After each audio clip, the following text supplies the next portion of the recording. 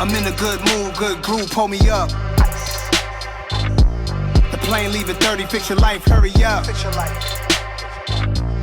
Aki rice peas, putting curry over duck. All right, what's up, Philadelphia? Yeah, welcome to another episode of Scotty Talks Philly Sports. Not your typical Thursday, especially not your typical Thursday after 3 Philly games in one day.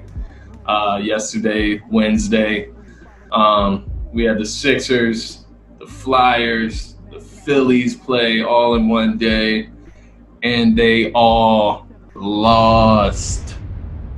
Are you joking? Miserable Thursday today, after a loss, and then we get 2 more Phillies losses today with blown leads. And that's what's crazy about yesterday, right? Our 2 playoff teams, the Sixers and the Flyers, both blew leads yesterday. Flyers didn't lead long, but they blew the lead. The Sixers didn't lead long either. They blew the lead. So, what's on my mind now. Before I get started, I'm just going to go over the 2 losses. We got 2 games tomorrow, 2 playoff games. Friday, need those games, man. Need them. But before we get started, I do want to just remind you guys, thank you for tuning in. Thanks for being listeners. I do truly appreciate it. My co-hosts, all the people that help me out, Section 215, All About the Birds, people I write for. Thank you for the opportunities. My guy David Esser hooked me up with the Section 215. I know he thinks I subtweeted him the other day about the Sixers, man, but nah, I was subtweeting all the Sixers fans that gave up on the Sixers, man. And at this point, I don't blame you. Can't hate on you for it because you saw something before I saw it. But at the same time, I'm gonna ride it out. Sixers going 4-3. We gonna win this series. Don't hold your breath. But 4-3, Game 7 is going to the Sixers. It's gonna go 7 games. We gonna take it against Boston. Shut that Jason Tatum shit up, right? It's my Duke boy, but he's got to stop frying us. Foul him hard or something, stop frying us. But I do want to just remind everybody, if you're watching right now, right, below, just go down and subscribe, comment on the video if you like it. If you didn't like my takes, let me know about it. I want to hear it. I love all different perspectives. It's always fun. It's all fun. It's sports. It's fun, man. Different perspectives makes it even more fun because you see it from 2 ways, and then you see it happen in front of you, and maybe it doesn't play out either of those ways, but it was fun to talk about it. You know what I mean? But yeah, let's get into it. I'm gonna start with the Sixers, finish with the Flyers. Both disappointing yesterday, but 2 teams in 2 different situations for sure. So let's start with the Sixers, man. What, a 128-101 loss, something like that? 27-point loss in the playoffs to the Celtics, man. And I know Ben Simmons is out, but come on. Are we that much worse than the Celtics? Because the Celtics aren't world beaters. I mean, they're good for sure. And Jason Tatum and Jaylen Brown, they're definitely hitting their strides right now. But they're not unbeatable. Come on. But yeah, so we, I was calling for adjustments from Brett Brown. I think it was Tuesday or so. I was calling for adjustments. He comes out, adjusts the starting lineup exactly how I asked. And you see they got out to a 25 to 11 lead in the first quarter. From there, downhill, he went with that stupid big bully ball lineup. Sat Shake Milton for a long time, had Neto in the game. Just, questionable shit. It's just stuff, my high school basketball coach would be ashamed. It's bad basketball.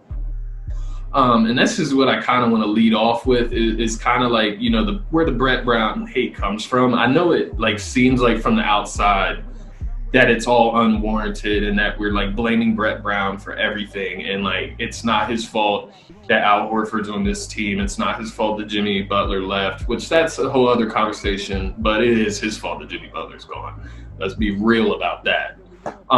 But he didn't control all of these general management moves, bringing in Horford, bringing in, trading for Tobias, all this stuff.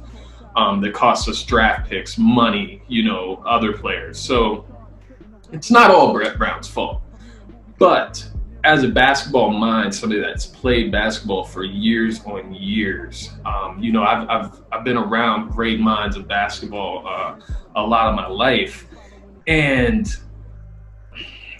the people it bothers the most of Brett Brown are the people that truly understand the basketball side of it and the fundamentals and leadership that this team is missing, because it's stupid shit like turnovers. Good coach teams don't turn the ball over because they know something will happen as far as discipline, being held accountable. They won't be as careless with the ball. That's obvious that that's not going on. The one-on-one ball, you don't get disciplined or held accountable for taking a bad shot. Joel Embiid doesn't get disciplined or held accountable for not being in the paint. You know what I mean? So, and then you look at the other things, whereas it's simple basketball stuff. So just telling you, like, today's day and age, the dribble drive is it's not even this day and age. It's basketball basics, the dribble drive. You drive in, you attract attention, and that leaves people open. That gives other people opportunities. So you saw it in the first part of that game where they're just driving and kicking. And it's moving, it's shifting the defense around, and then you're getting Joel Embiid in better situations down on the block. Instead of him catching the ball out by the three-point line, and you're posting up from the three-point line, that's not normal. Al Horford, out 18, 19 feet posting up. Sure, you got a mismatch, but it isn't a mismatch out that far. So that stuff, to me, guys not getting down on the block, the square block right by the rim where big men belong. People, the fact that the players aren't going down in the spots that they should be, just basketball basics, lets me know that is all coaching, man. Like, I know the GM and the ownership is not great. It's not good, period. It's terrible. They're part of the problem. But the deep roots of this team right now is Brett Brown. Yes, some of these players shouldn't be here. Some other players should be. But you play with what you got and you make the best of it. And that's the problem this team has not made the best of, if that makes sense. So, basketball basics. You're on defense and you have the big man dropping down on screen and rolls. Boston's big men aren't threats. You live with Daniel Tice, hitting a shot, driving to the rack. You live with Enes Kanter driving to the rack or shooting a mid-range jump shot. That's better than Jason Tatum coming off the screen wide open because Embiid is back in the paint, protecting the paint. Threes cost more than twos. The NBA is about guarding the three-point line. If you get beat on some of those plays, look, Jason Tatum, how many threes did he hit yesterday? This man hit 8 for 12 threes. Now, some of that is, him being talented and on fire. A lot of that is wide open looks. 12 three-pointers you're shooting in one game? And not only that, but you're making 8? Come on. He's not even a guy that likes to settle for threes. He's a mid-range shooter. He loves to – his tool bag is in the mid-range. But he was just pulling out. And a lot of it is his skill. He is an excellent player. But – come on, those wide open looks. You look at what Kemba Walker said today. He's talking about, this is the most space that I've ever played. Players shouldn't be saying that in the playoffs, right? Against a Philly, a blue-collar city, supposed to have, tough teams. And that's the other thing I'm going to get to with the Flyers later, but I won't touch on that right now. But these are supposed to be tough teams, you know what I mean? And, you know, Jimmy Butler, if he was out there leading that team, that shit ain't going on. You know what I mean? Like, screw Brett Brown. I'm going to do what I know is best on defense and play defense. What, you going to bench him for stepping up on the screen, but you won't bench him for taking a bad shot or not getting in the paint? So, you know, part of that's on Joel Embiid. Just step up anyways. Who cares what Brett Brown says? Literally. But then, you know, today, once again, back to the basics, you see reports of Brett Brown, you know, he comes out and he says, yeah, we're going over, you know, like hedging screens on the pick and roll. You're going over that? That should be something that's already implemented in you know, training camp, practice. It shouldn't be playoffs now we're learning how to hedge screens. Come on. You didn't have any other backup plans of, you know, defensive, you know, schemes that you might have to play to beat certain teams. You just gonna play your way the entire time, right? That's his first mistake. And, you know, we stuck out that big bully ball. You know, I'm to the point now where I don't even think Al Horford, like, should he even get minutes? I don't even know. I don't know what the point of him being on the court is, other than the fact that you're paying him $100 million and you just want to get usage. Like, I get that, but that's not going to win you playoff games. And at the end of the day, man, this guy, oh my God. Like, oh my God, the money that we've wasted. And it's wasted because nobody's taking that contract. Nobody's taking Tobias' contract, man. And I've been an avid Toby supporter, man. And excuse me, what I saw last night, it got me choked up because, you know, I love Toby, but as a person, but him as a player, man, he is who he is. There's a reason he's been, you know, kind of passed around in the NBA. He's always been that transition piece, like I mentioned in that Trust Toby article that I wrote for Section 215. He's always been that transition piece that teams like, but they're willing to let go of it to get something better.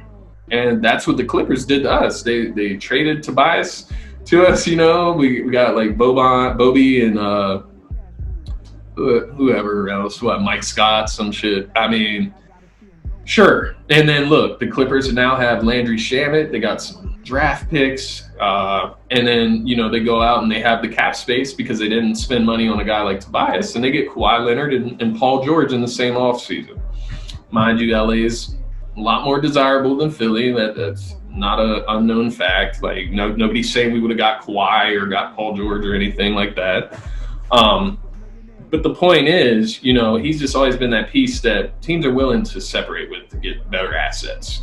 And he showed that in this series and last night especially. You know, what are you on the floor for, Tobias? You got 13 points, 4 for 15 shooting. I mean, 4 for 15, 13 points in 35 minutes. But he makes 180 million. That don't make sense. So, you know, what I had come to realize last night is that, you know, even if you play big bully ball, you're not losing to Boston by 27 points or like being blown out in the third quarter, which once again, they took over in the third quarter. That's where coaching comes into play because you make those adjustments at halftime. That's why Boston's such a good team in the third quarter, because they have Brad Stevens, who is a good coach. You see it in the third quarter, they expanded that lead times like 4 type shit. So you see it, man. And what I realized yesterday is that it appears that this team has truly stopped listening to Brett Brown. They don't care to play for Brett Brown. And they showed it with their effort yesterday. They got embarrassed. And, you know, Embiid, you know, has his head in his hands. That's the worst sight you want to see as a Philly fan, because he's fed up. He's frustrated. He is frustrated, and this has been years, you know, back to back, where it's just frustrating playoff experiences. And I don't blame him, man. I don't blame him. I don't think he's the type that will give up on the city and request a trade. But, you know, if we keep Brett Brown around, everybody will be leaving. So, that's one thing. He's got to go. I'm sorry, Brett. You're not a bad guy, but you're not a good coach. Not a good head coach, I should say. You always want to bring up you played with the Spurs, whatever. You coach with the Spurs. Don't nobody care. It's about what you're doing today and yesterday and tomorrow. So my hopes and my only belief in the Sixers that they can win the series and go on, to the second round is if they start to play for themselves. Stop worrying about Brett Brown. Don't even listen to him. Don't even listen to him. He's an idiot. Everything that he's said in this week has just dug himself such a huge hole of mediocrity and unknowingness of basketball knowledge and understanding and the ability to be versatile and change. He doesn't understand that, and that's something that will not work in the NBA today. It's an ever-changing league. You have to keep up with what's in, and that's something that you see the Sixers have not been able to do. So that's my first thing. Brett Brown's got to go. Elton Brand, you can follow him out. I mean, I don't got nothing to say. You know what I mean? Like, you've traded draft capital. You brought in Al Horford. You've lost Jimmy Butler. You know what I mean? Just so many things that are just unreal at this point. It's just crazy. It's crazy. So, I'm just looking at even my man Thibault, who's an effort guy. He's an effort guy. He's a defender. And he comes in, kind of looks uninspired, man. And I don't know if that's just him starting, as a rookie, scared, whatever the case may be. Like I said, they started the game good. And then, interesting stat I fell upon today. I was watching First Take for a little bit because I love when Stephen A. talk about the Sixers because he keeps it real and he says everything I want to hear when I'm watching something. But he gave out an interesting stat, after the Sixers went up in that first quarter, 25-11, Boston went on a 69-19 run. 69-19. That is unreal. That's unreal. They got outscored by 50 points in a certain time span between halfway through that first quarter into halfway through the third quarter when they're down 80 to like 44. That is crazy. This is a playoff team. The Orlando Magic just beat the best team in the East, but we are getting outscored 69-19. Are we kidding? Are we joking? That sounds crazy. Yeah, so that was just an interesting fact tidbit about that game yesterday. Like I said, I'm hoping tomorrow the Sixers, they come out, play for yourself and play for your pride. I know you're not no sucker. You're not a loser. Play for yourself. Don't play for Brett Brown. Don't play for the owners. Don't play for the GM.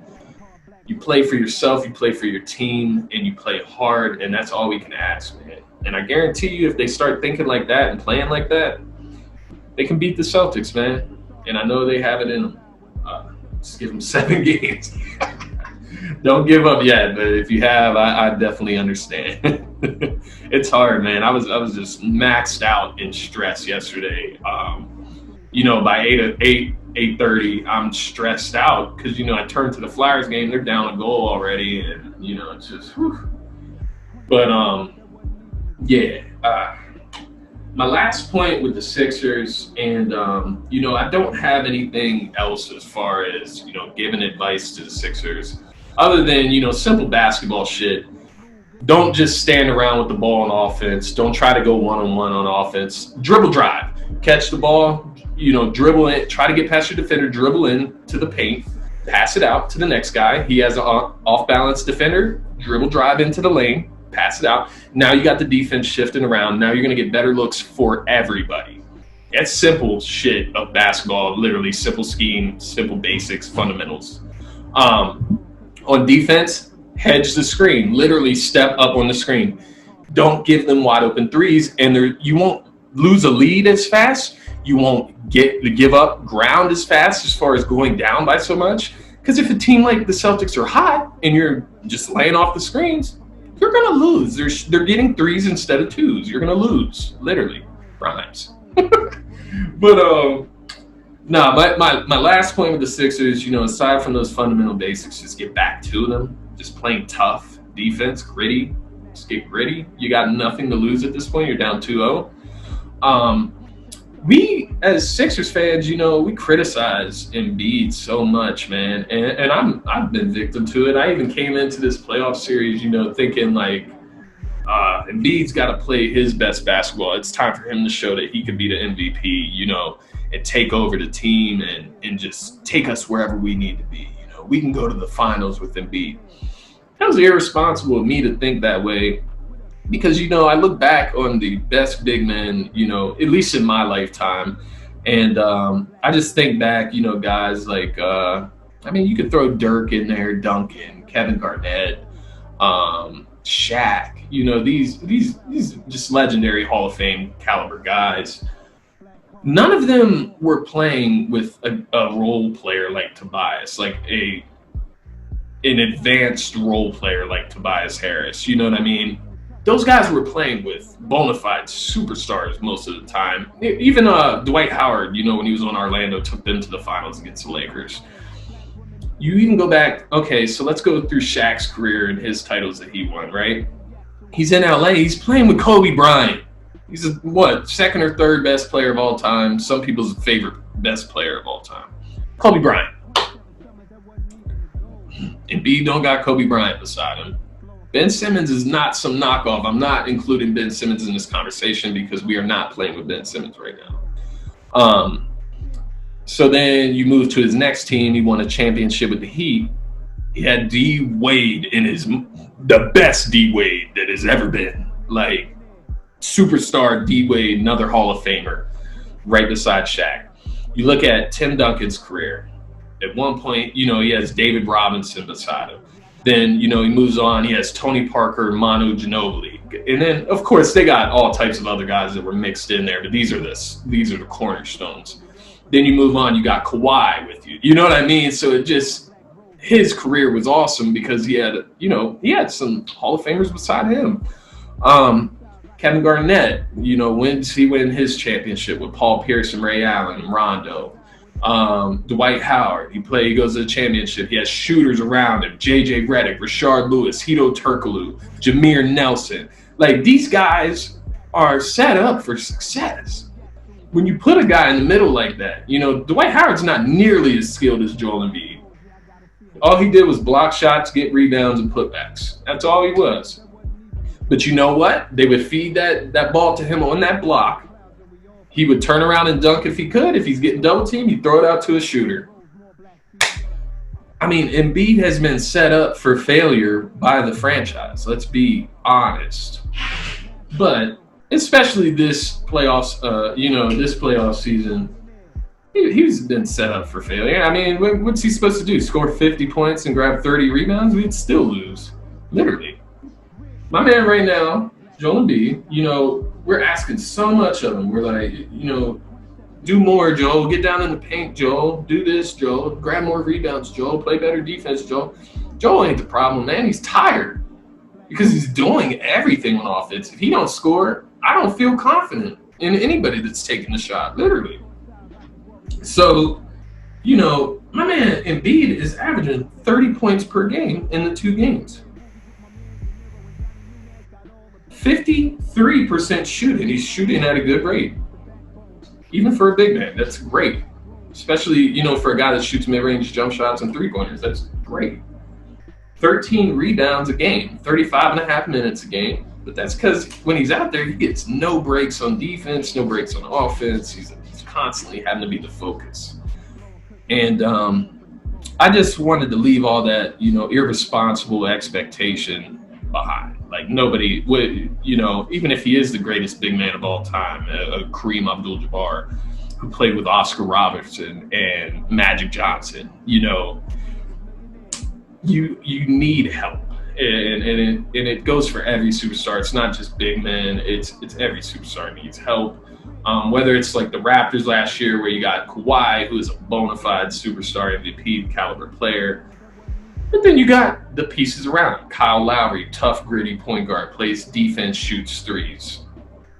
Fred VanVleet coming off the bench or playing at shooting guard, whatever you need him to do, straps up, shoots threes. Pascal Siakam, the nice, partner in crime for Kawhi during that season. You see it, man. And it's not just about players, because you look at the Raptors system, they didn't lose a step with losing Kawhi last year, who, like I said, is MVP caliber player. So, there's a lot of things going into this. I do, like I said, man, I called out Sixers fans for, giving up, but maybe they saw something that I didn't. And maybe they still do see something that maybe I'm seeing something they don't, vice versa, whatever the case may be. Everybody has different perspectives. I'm still a believer that, Philadelphia teams have something different in them. They have resiliency. When you count them out, backs against the wall, it really shows your true colors in general as a person, human being, whatever it is, competition. Let's see what they're made of, Let's see what the players are made of. Screw the coach, screw the front office. Let's see what the players are made of. Do you guys have pride? Because last night, that was embarrassing for the city and for yourselves. And let's be honest, if Philly, let these guys go, nobody wants them, literally. Nobody wants that garbage. It's hot garbage on the court. And quite frankly, it's disgraceful to basketball. It's disgraceful to the sport. Basketball minds, when they watch the Sixers play, it is disturbing. It's disturbing to watch them play. They're not a great team. And you see other teams that haven't reached greatness yet, but they're going to. You know what I mean? Like even the Pelicans this season, it's fun to watch when you got young guys. And we were there once with Embiid and Ben Simmons, but now we've gone down the road so far. We're not looking for that anymore. We want improvement. We're still at the same stage as if these guys are young and developing superstars. No, they're superstars now. They need to get to the next level. And,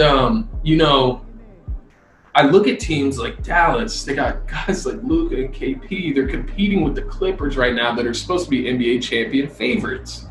You know what I mean? You look at Portland. Damian Lillard takes this team and wills them into the playoffs and then beats the number 1 seed Lakers in the first game.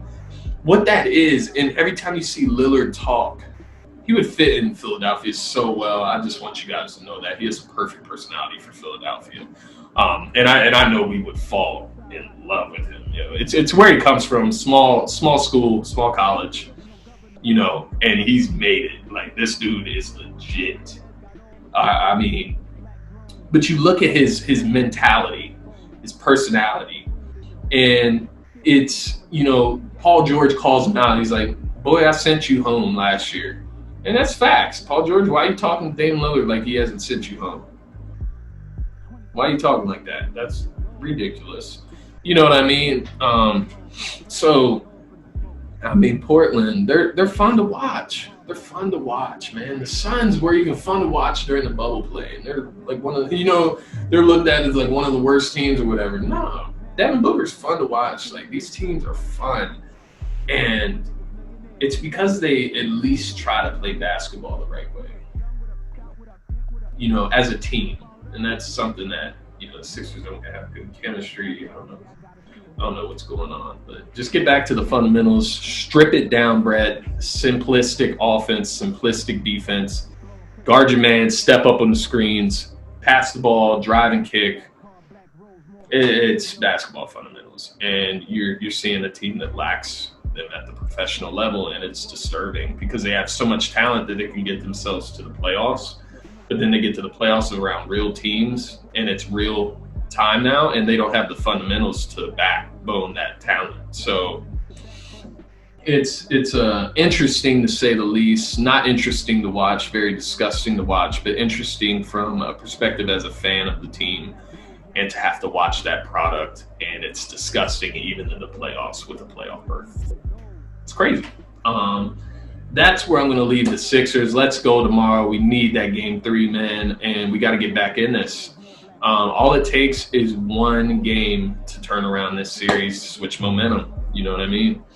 So, yeah, let's go tomorrow, Philly. We need that 76ers. Embiid. Tobias, please step up, man. You're making me look like an idiot. That was my rant on the Sixers. I'm moving on to the Flyers, who are not in nearly as a bad situation. They're actually the teams that I talk about that are young and fun to watch. You know, you look at them and it's like, man, if they don't win this year, which you really want them to win this year because they got the number 1 seed, and like, yeah, we want them to win.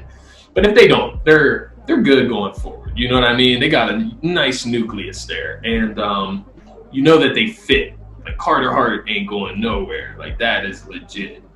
And then, you know, just some of the younger guys in there, you just know it fits. And, you know, they took a loss last night. I think it was like 5-3. They got like a garbage time goal to extend the lead without the goalie in the net. But, you know, that you can't worry too much like that, especially with a coach like Alain Vigneault, where you see the change that he made overnight just from last year to this year. There's no reason that he can't get them fired up. Come win this game 6. That you are better than this team. You know what I mean? They're more talented than this team. It's clear as day because they're not playing as hard. You know what I mean? We got one of the best goalkeepers in the NHL. So just capitalize. You know, get back to your basics. It's like an ongoing thing here. Basics. Back to basics, man. I might name the episode that. No, but yeah, last night, you know, I was speaking on how the Flyers went and blew a lead. You know, it was game 5. They were trying to eliminate them early. Which Montreal, you know, they're a tough team. They're not going to let you get off that easy. But you know, they got the major penalty last night, the 5-minute power play, and the Flyers were down 1-0, came back, went up 2-1, and then as soon as the power play's over, we give up 2 goals in a row to give up the lead, and then we get another goal, they get another goal, and blah blah blah.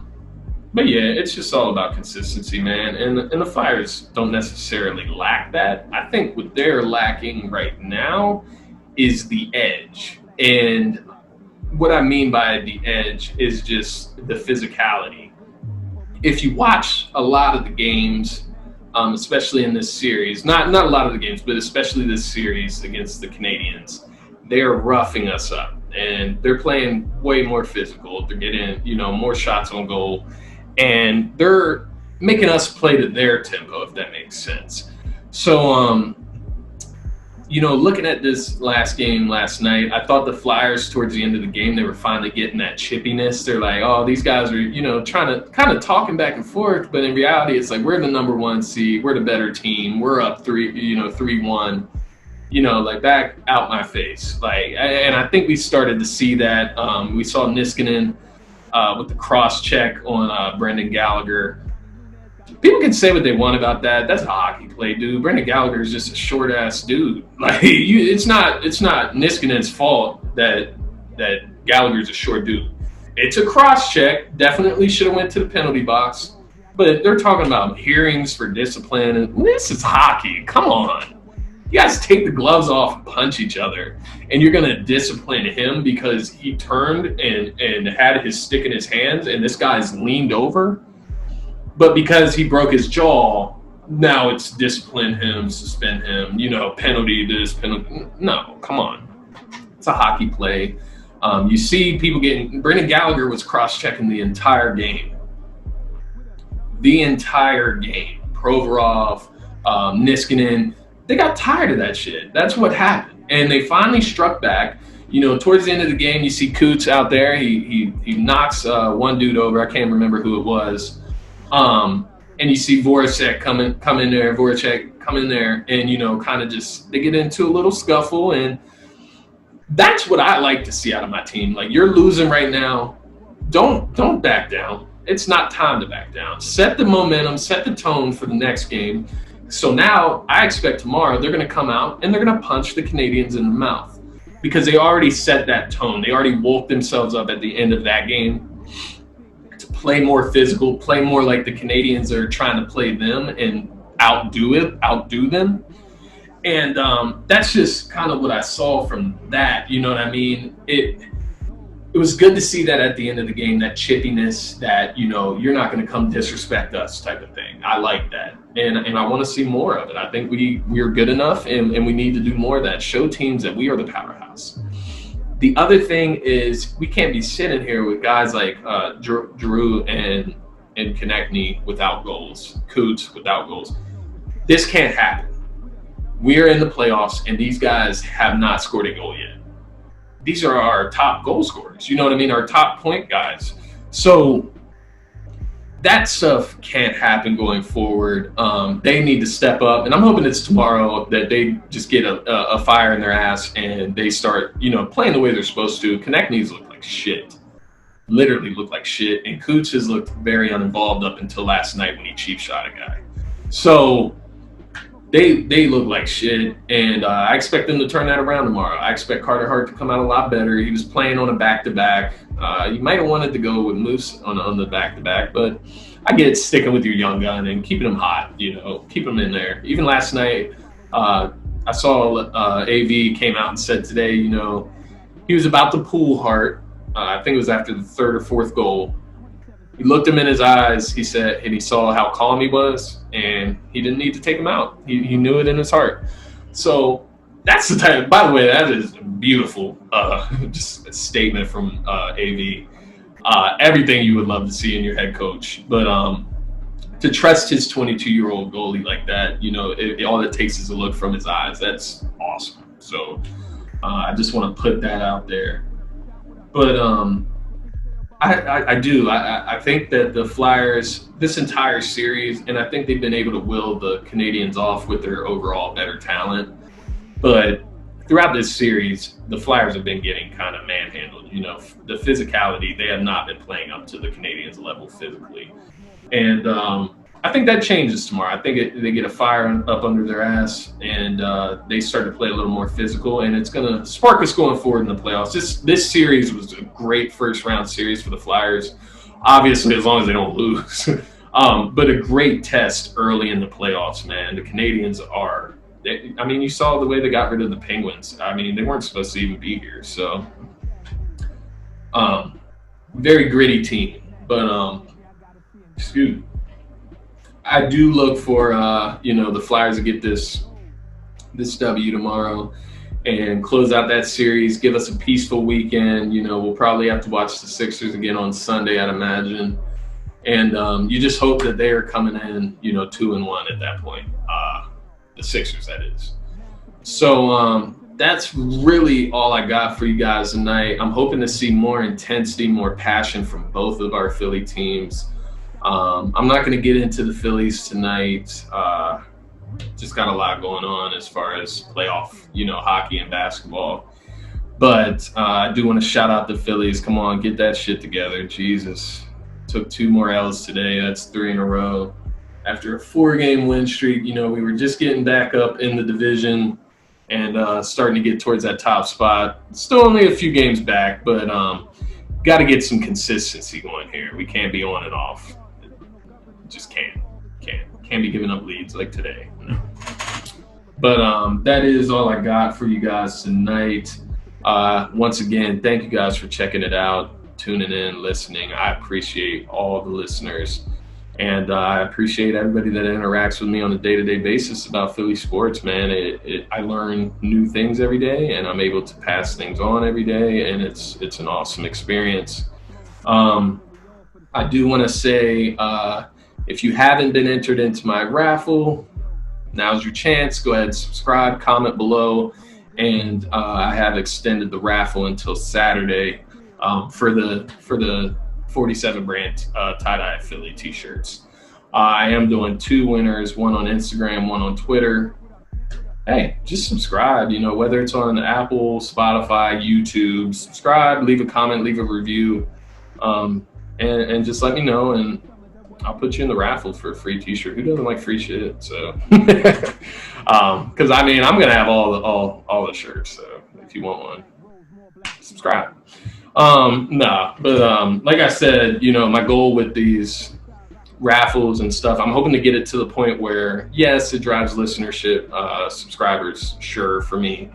But my overall goal is to get it to where I want to do one big donation a month based off the raffle. I want to build up donations from fans, $1 or $2 a person. If 100 people donate, and enter to get the prize, then I can give that directly back to a donation. I'm gonna do a different charity each month going forward, and I just want to build up, a proper donation to these charities that I get to choose from. And going forward, I know September I'm going to do the Darius Slay jersey raffle, so keep an eye out for that. That'll be a fun one. But guys, thank you for the support. I appreciate you always giving me a listen. And I'm going to go ahead and head out for the night. I'm going to go check out this Portland-LA game. Man, I was surprised that the Blazers came out and won game 1, though. That was like a smack in the mouth for the Lakers. But I am going to go enjoy this game. Remember to follow me on Twitter, Scotty Drowned. You can follow the sports page, ST Philly Sports 1. That's on Instagram and Twitter. You can find me on Facebook, Scotty Talks Philly Sports. Go ahead and like that page. Like I said, subscribe, like, review, comment.